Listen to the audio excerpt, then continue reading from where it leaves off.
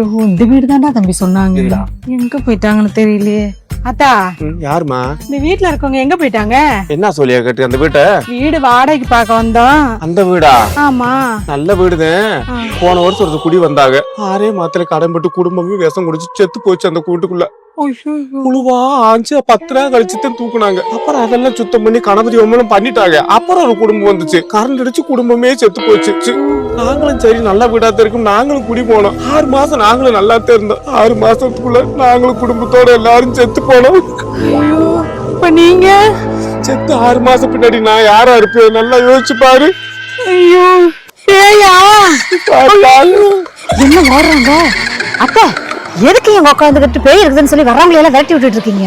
கேனச்சிருக்கி அப்படி சொன்னோம்னு வையே, யாரும் வராம வீட்டுக்கு வராம ஓடி போயிருவாங்க. அந்த குடி வராம அந்த வீட்டு கடைசியில விலை கம்மியா நம்மளுக்கு வித்துட்டு போயிருவாங்க. நீ பொழைக்க தெரியாதவளே. என் அத்தைனா பேய் ஓடி இருக்க.